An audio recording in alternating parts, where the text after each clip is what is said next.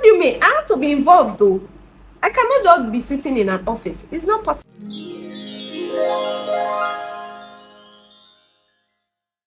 Hi everyone, welcome back to my YouTube channel. If you're new here, you're just coming across this page for the first time, my name is Sharon Somina Fredosfo, a mother of one and an educator. For my old subscribers, thank you for always watching my videos, even if you've not been watching so far. But say thank you, I'm appreciating. So you go back and watch my other videos before you even watch this one, or after you have watched this one.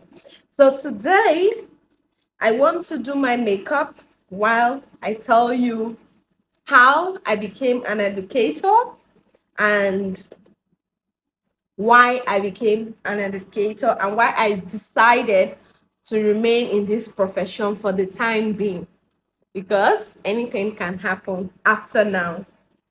Okay, so I've always said I didn't want to become a teacher like my father.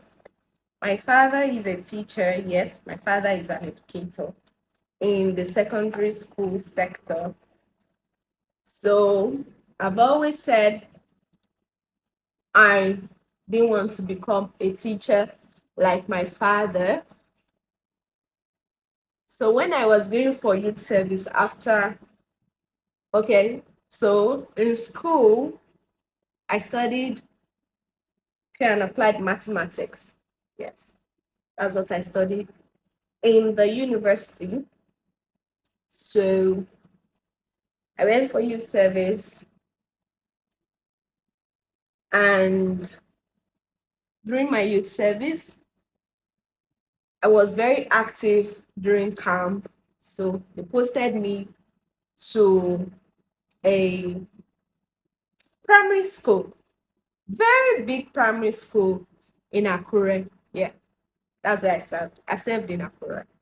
So they posted me to one big second primary school, nursery and primary school in Akure. So when I got there, it wasn't easy so when I got there, I went to NCCF camp and NCCF house. And everybody was like, that school is one of the best school in Akure, that I was lucky to be posted there. And I told them I didn't want to be a teacher. I wanted to work in an office. So when I got there, NCCF people just said just for 1 year, they pay well, they give you accommodation, and I should stay. So I stayed. So staying there, went for my entrance exam. We wrote the exam, we all passed the exam that we wrote. Primary school, what do you expect? So we passed the exam, and they told us that they were only going to accept, they were only going to accept 2 persons, 2 or 1 person, thereabouts. So that we should come back after our sometimes, and it will take a while for them to process our this thing, mark, and also know who to pick. So after the exam, one lady told them that her name is Mayowa. Yes, Mayowa told them that she wasn't interested in working there, that she didn't want to teach. And she's a Yoruba girl, so it will be easy for her to get another place of PPA. But for me, it might not be easy. So I told them I wanted to stay. So they accepted me, but on one condition. When I went to see their, I'm prepping my face, don't mind me, for my makeup. So when I went to see their head of school there, her name is Mrs. Fashe. Mrs. Fashe is her name. Yes, Fashe. So when I went to see Mrs. Fashe, she told me that she had everywhere covered. They had teachers, they had everywhere covered, that they did not need anything from me, like teaching aspect. Now, what else can I do aside teaching? And then I just learned how to do makeup. After my after school, I went to learn makeup before youth service. So I told her I can do her makeup and all that. I didn't even know where that word even came from in school. I am telling somebody I could do makeup. So I just told her I could do makeup. And she said, okay, that's true, that she needs someone to be doing her makeup, doing events, and when she wants to go out. Okay, so she said she was going to employ me. So my employment was for makeup. And so she gave me accommodation, told me I was to resume by 7:30 and close by 4 o'clock. So I started work there. So my CDS was Thursday. I go for CDS every Thursday.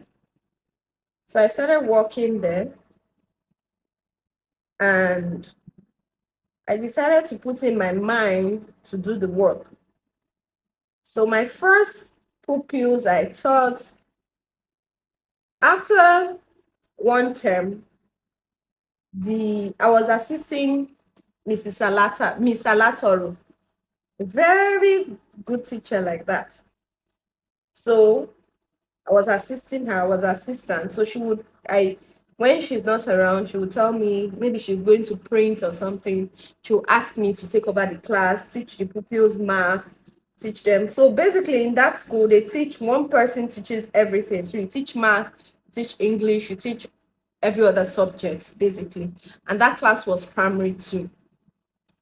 So I started teaching. She'll go and then I'll tell her, don't worry, I'll take the class and all. So I went in first term. So after first term, we went for holiday. Second term, I came in.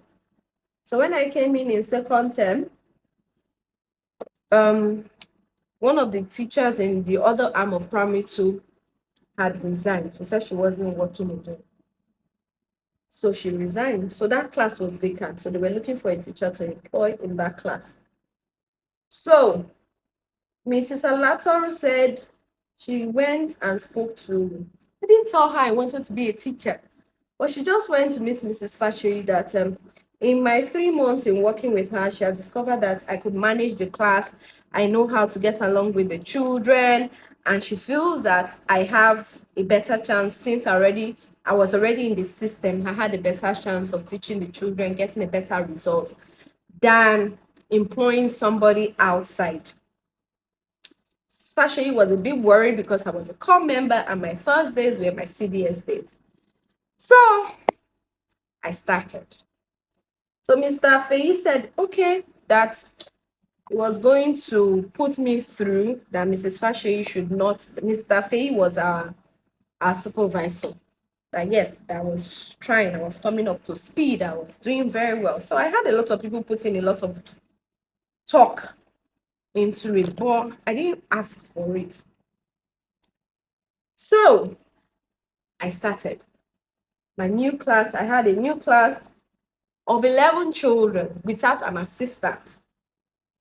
And my 11 children, I had one girl in particular. Her name is Adu. Adu was the girl that made me love teaching. She made me love teaching. She made me want to become a teacher. So Adu is a very reserved girl. She's very reserved. She doesn't talk to anybody. She doesn't like mathematics. She doesn't like anything. She just wanted to come to school because her parents wanted her to be in school. You teach, Adu will tell you she doesn't understand, so she wants to frustrate teachers. So me as a baby girl, which I am, and I'm still a baby girl, so it was looking as though I was actually their mate, because I was quite very small. I'm still small though, but imagine a size 6 teaching primary 2, so we're almost like the same height. And I actually came down to their level. Like I took them like my younger ones, my babies, like we're mates. So that's how I became Adu's friend. Adu was my best friend. And she was my class captain. I made her my class captain. I made her my friend. I don't know. I just connected with Adu, and Adu's results changed. Adu loved, not liked coming to school. Her face was always bright. She was always happy. And it was something that made me happy. Seeing that I made a difference in a child's life made me happy. And then I decided to use the same technique for another child, being their friend, listening to them. Other teachers, my class, if you come to my class, I gave them time to talk. They can gist in the class, they can have fun. We had playtime, we had times where we were dancing. Okay, so I'll put a video of when. Okay, so here's the video. A video where in my class break time we had dancing competition, and I had a friend, and she also was a com member, Celestina. She would come and do me video and all that. So that's how I showed interest into teaching, because I loved how I felt when Adu improved, how I felt when seeing Adu every morning wake up. A mom called me, the mom called me and asked me, Michelle, what did you do? Adu not likes coming to school. She's always happy. She always talks about you. I just told her, nothing, ma, I didn't do anything. Just a change that we should all embrace. So that's how I decided to put in effort in teaching and not just pastime. And even the proprietress knew about me, and that was it. And that was how my teaching career started. I thought that's it during my youth service, even till they added to my salary. They even gave me an opportunity to become a core member that did they say they were paying me extra stipend. I didn't really mind about the money though, but they were sharp paying me extra stipends. I had an accommodation. I was sharing with somebody, and she left. I started staying on my own after our own service had expired. Our own service had she was done serving. So that was how I started to do. So after that time, I was I was done with my service. I had to stay extra 1 year in Akure. Yeah, I stayed extra.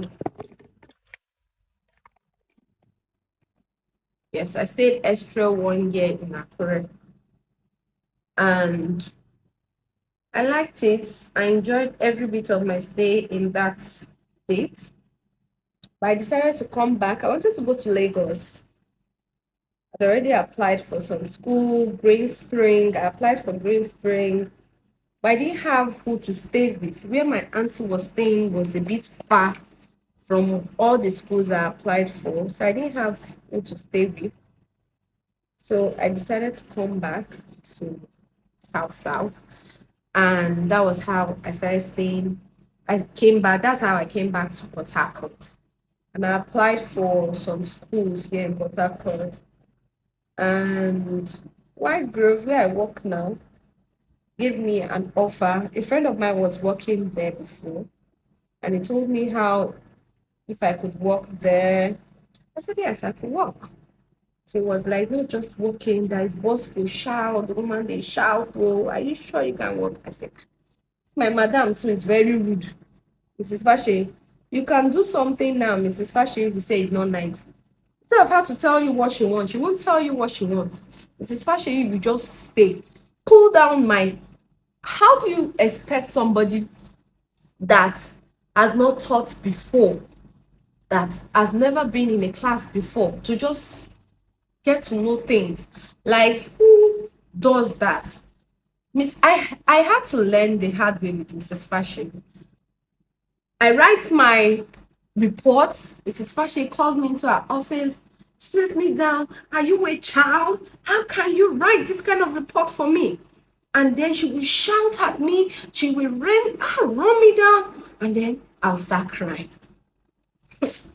I'll start crying, and then Mrs. Fashayi will now say they should bring tissue paper for me. And then when I'm done crying, she will continue. But then I got better. I give Mrs. Fashayi report, and she'll be like, "Did you write this?" I say, "Yes, I wrote it, ma." And she'll be like, "Okay, you're improving and all." I taught my children dance. We did a interstate event, and I taught them, like, I was very involved. I was very involved, so involved in in teaching, in what I did there. So coming to Port Harcourt, after getting to know, I just brought out everything I knew, my class. So the first time I did class decoration in where I work now, my boss loved it. She was like, "Oh, this girl is good." She appreciated my effort. I was so happy. And they moved me to a primary. I would have done my eyeshadow first. I think I should just pause and do my eyeshadow first. So when I came here, I was now the primary one teacher. Primary one teacher, cool. Now gave me a set of children that could not write, children that could not write their numbers, children that could not read. Remember, it's primary two, I taught. So it's just like starting afresh again. I have to learn how to teach primary these children how to read, teach them how to read, teach them how to write their numbers. And teaching is not like the olden days. I don't know if it's because it's private sector. I don't know about state teachers, like public school teachers. But in those days, they used to say teachers have time for themselves. But that's not the case. You are teaching. You go to school in the morning, you teach from morning till 3 o'clock. You do, excuse me, you do after lessons. After lessons are from like that to 3:30 when you close. Maybe you get to the child's house by 4 o'clock. You teach till like 6. You are preparing for the next day. You sleep around 11. You are waking up again. So what time do teachers have to do other things? So that's how I started now teaching, learning how to teach them how to blend. I'm sorry to say, oh, I went to a government school. I was not taught how to blend. I was not taught any sound, but my younger sister knew to do sound, but I didn't know. I had to learn the sounds. Where I am today, it's hard work. I'm not there yet, but it's hard work. And I just want to say thank you to my colleagues, then my boss, who I'm still working with, and Mrs. Fashe. I love teaching. I love how it feels that you have a lot of burdens in your heart. And when you get to school, these children are just children. They have the best in me. Like, they make me want to laugh. They are always, I don't know if it's because of the way I take them, but they always make me happy. Like, and these children they don't even care what you're going through. That's the fun part about being a teacher. These children, they don't really care. They don't care if you lost your mother. They don't care if you do this. That's primary one children. They actually do not care. So they didn't care. As you come to school in the morning, they are hugging you. They are blowing you kisses. They are telling you about their problems. Your problem is to solve their problem. They don't care if you're happy. But sometimes they look at your countenance and then they know that you're not happy. And they try to make you happy by giving you gist of what they passed through, what their parent told them, what's happening in their house. Like, it's actually nice. It's actually fun being a teacher. I've not tried doing something aside teaching before. So I really do not know. Maybe someday I'll try not being a teacher. I've always, my first job is a teacher, and I'm still a teacher, and I've been teaching for, this is my ninth year in teaching. Okay, so if you subtract my youth service year, this would be like my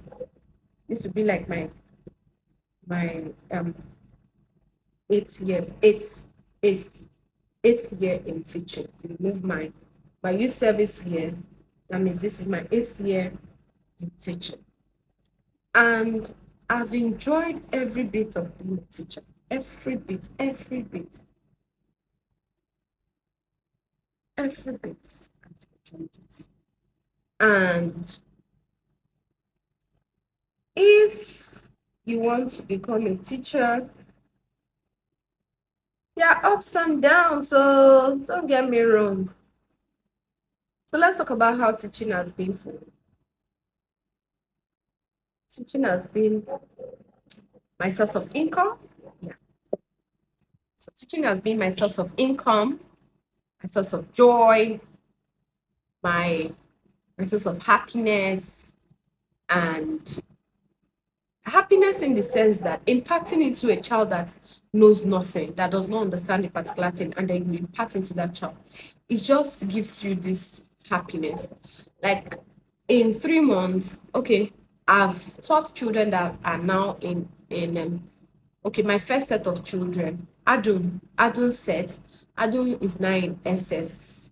Adun should be in SS2 now. They still send me messages and all that. Yeah, Adun is now in SS2. So you see, seeing people that you've taught grow into becoming, then this other girl that I taught too, she's an influencer now. So seeing people that I have taught make so much improvement, make so much improvement and make so much distance, it makes me very happy. Now let's talk about the stress and the fact that you do not rest as a teacher. Let's talk about the cons of being a teacher. You do not have rest. A parent can call you around around 10 o'clock just to tell you of how their child did not drink water. That's a video for another day. Of how their child did not drink water, or of how their child did not eat food. You know that your child does not like this food. The expectations are just too much.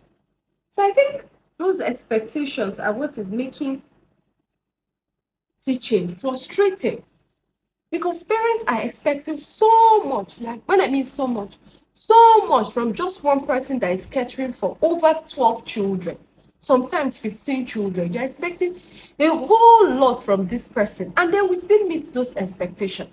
The least you could do sometimes is just to appreciate that person, not calling the person in the middle of the night to come and be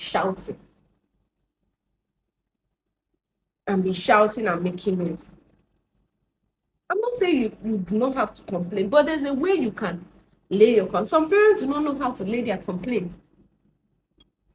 And then some parents will make you want to hate some children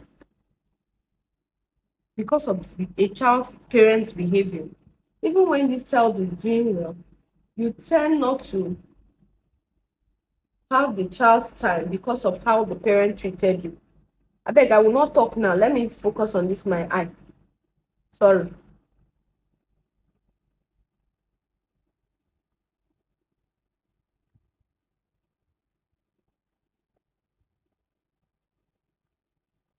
I'm trying to. Got it. Okay. So sorry, let me do the other one before we continue this.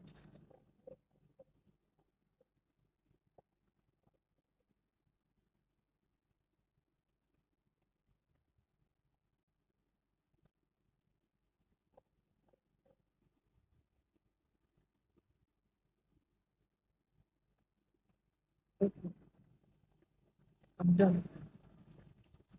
So that's how I became a teacher. I taught in primary one for primary one in this place of my office for I think for 4 years, and then 4 or 3 years. I can't really place it. And then I was promoted. Yes. I'm no longer a classroom teacher. In my age, I'm promoted. Yes, I was promoted, I think 3 years ago, 3 or 2 years ago, to a supervisor of early years department. And I no longer was in a classroom, I was moved into an office. The first 1 year, no, first 6 months, let me not say 1 year, it's 1 year, because then I was pregnant. I don't know if my hormones were part of how made them was part of the reason why I felt that way. But I felt worthless, I felt useless, I felt like I wasn't doing enough. I felt like going back to the classroom. My husband was like, tell them now that you don't want to do supervisor work, they should take you back to the class, because I wasn't teaching. That I should tell them that I didn't want to be a supervisor, that I want to go back to the classroom. I'm like, so people push you up, you want to bring yourself down. I didn't want it. So that 1 year, my darling, it was hell. I go to work, I'm just going around classes, supervising. What is that? No involvement with the children, not getting to get some hugs and get hot gist from children. All those things were no more. I felt worthless, worthless, worthless. And then that was how I started studying about being early years, because I've never taught in early years classes before.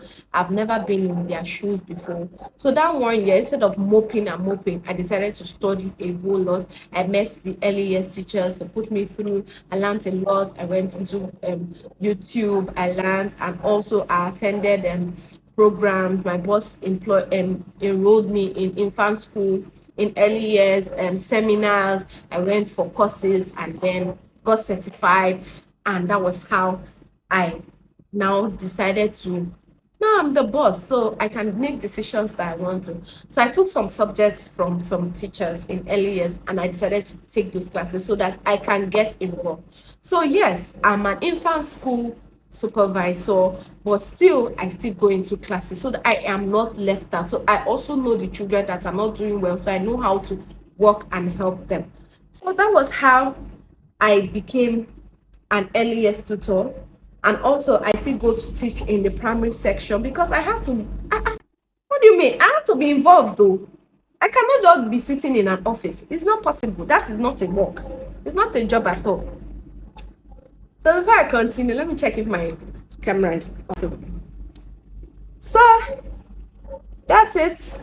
So my aim now is to become, my next aim, if I do not listen, if I do not, now I want to go into special needs. I think I like that field. I like the fact that I can make, so I don't not like I don't like it. Don't get me wrong. It is very interesting to be teaching children, and then they are flying, pa pa pa pa pa pa, and they are going. But then I enjoy making an impact in those children that do not know how, that are not doing well. That's the part I like. I like challenges. I like when a parent tells me that my child is not doing well, and you give me a time frame, and I come and I do pa pa pa pa, and the child is flying. It gives me so much confidence. It just does me like this pat on my shoulder. It gives me that pat on my shoulder and tells me that, oh Sharon, come on Sharon, you're doing so well. That kind of a feeling. That's how I feel when children are not doing well. Sorry, when children are not doing well, and I am able to make an impact in their life. You understand me?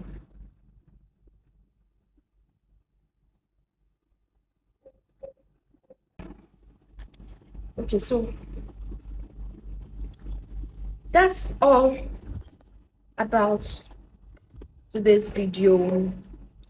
I hope you Thank you enjoyed so much for watching to this this point. Do well video. to subscribe. Click on And your notification bell to get notified anytime I post new video, and also share and like this video.